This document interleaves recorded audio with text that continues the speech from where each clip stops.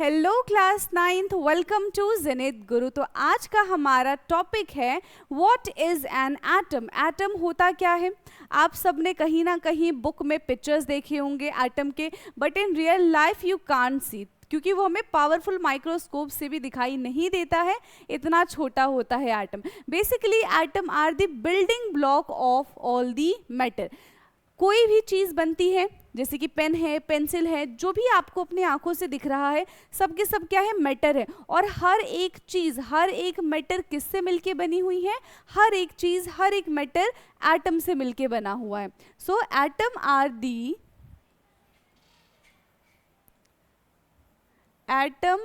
The building block of all the matter. हर एक matter का बिल्डिंग ब्लॉक क्या है? एटम है। Now according to modern atomic theory, ठीक है, according to modern atomic theory, atom is the smallest part of an element. Atom is the smallest part of an element which participate in chemical reaction, which participate in chemical reaction. ठीक है, atom इतना छोटा होता है कि atom को हम powerful microscope से भी नहीं देख सकते। Atom are very small, atom are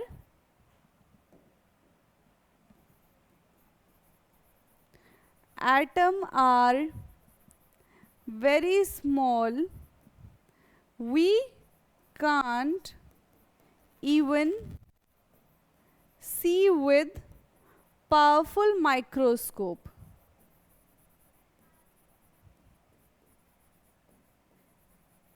ठीक है, हम इसको पावरफुल माइक्रोस्कोप की हेल्प से भी नहीं देख सकते, इतना ज़्यादा ये छोटा होता है। अब साइज क्या है एक्चुअल में एटम का, इसके बारे में हम जानेंगे। So how big are atom? Atom कितना बड़ा है? देखो, अब तक तो आप ये जान चुके हो एटम कितना बड़ा है। इतना बड़ा है कि इसको हम अपनी आंखों से भी नहीं देख सकते, right? So atom are the very small, they are smaller than anything that we imagine और कंपेयर। इतना छोटा एटम होता है कि ना ही हम उतना इमेजिन कर सकते हैं, ना ही उससे किसी चीज़ को हम कंपेयर कर सकते हैं।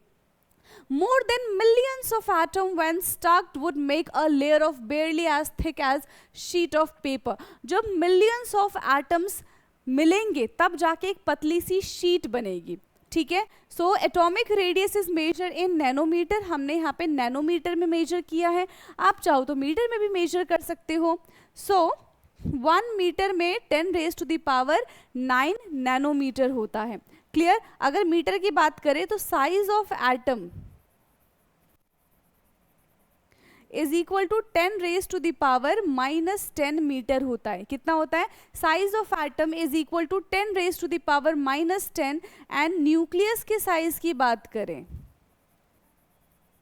तो ये 10⁻⁻15 मीटर तक होता है। दिखता कैसा है एटम? हमको सेंटर पे हम बोलते हैं कि न्यूक्लियस है, और न्यूक्लियस के साइड साइड में यहाँ पे ये ऑर्बिटल्स हैं। ठीक है, ये ऑर्बिट्स हैं जिसपे इलेक्ट्रॉन रिवॉल्व होते हैं, इसी पे इलेक्ट्रॉन घूमते हैं। तो ये पूरा किसका स्ट्रक्चर बन गया? यहाँ पे एटम का स्ट्रक्चर बन गया। ठीक, now symbols of atom of different element. सबसे पहले जो डाल्टन्स थे उन्होंने क्या किया? डाल्टन ने हमें ना कुछ सिंबल के बारे में बताया, कुछ एलिमेंट्स के सिंबल के बारे में बताया। हालांकि उसका इस्तेमाल अभी हम नहीं करते हैं, अभी तो नया मॉडर्न आ गया है ना। जो मॉडर्न पीरियोडिक टेबल है उसमें सिंबल्स दूसरे हैं, लेकिन डाल्टन ने भी अपने टाइम पे कुछ सिंबल्स बताए थे, उनके बारे में थोड़ी हम जानकारी ले लेते हैं। So Dalton was the first scientist to use these symbols for the elements in a very specific sense. जैसे कि हाइड्रोजन, हाइड्रोजन का क्या है? सर्कल बना के एक छोटा सा अंदर डॉट है ना। फॉस्फोरस, ऐसा साइन किसका होता है? आप सबने मर्सिडीज का साइन देखा होगा, है ना, तो ऐसे आप फॉस्फोरस का साइन याद कर सकते हो। कॉपर सर्कल बना के C, गोल्ड का सर्कल बना के G, और साइड साइड से हम ऐसे पॉइंट कर सकते हैं। कार्बन सर्कल है उसको शेड कर दो, सल्फर सर्कल के अंदर प्लस का साइन, लेड सर्कल के अंदर L, प्लेटिना सर्कल के अंदर P। ऑक्सीजन सिर्फ एक सिंगल सर्कल है, आयरन सर्कल के अंदर I, सिल्वर सर्कल के अंदर S, एंड मर्क्यूरी क्या है? सर्कल के अंदर छोटे छोटे से हमने डॉट्स लगा दिए। तो ये आपको लर्न करने हैं, एक आध क्वेश्चन इसमें से पूछा जा सकता है एग्जाम्स में, ठीक है, क्लियर? तो ये सारी चीज़ें किसने बताई थी हमें? डाल्टन ने बताई थी। नाउ इसके बाद तो जो मॉडर्न पीरियोडिक टेबल आया है उसमें अपने ही कुछ रूल्स हैं कि किस तरीके से हम किसी भी एलिमेंट के सिंबल को लिखते हैं।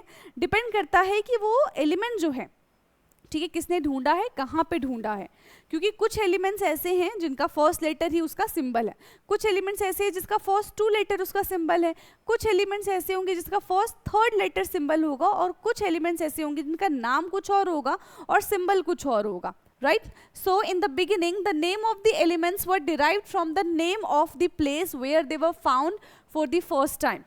तो बिल्कुल स्टार्टिंग में क्या होता था कि जहाँ पे एलिमेंट मिला है जिस जगह पे, तो उस जगह के नाम से हम उस एलिमेंट के सिंबल को रख देते थे। For example, name of the copper was taken from काइप्रस।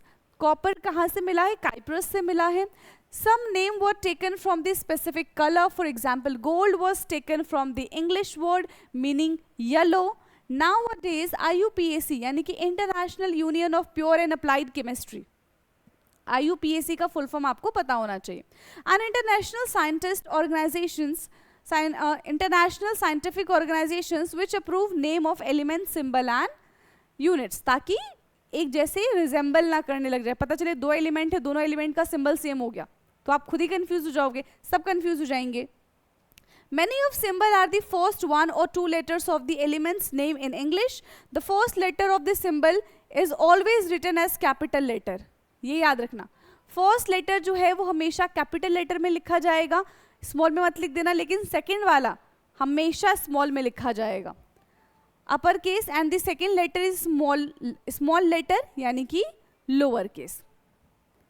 जैसे कि फॉर एग्जाम्पल हाइड्रोजन है, तो हाइड्रोजन का सिर्फ एक ही है, कैपिटल H फर्स्ट वाला।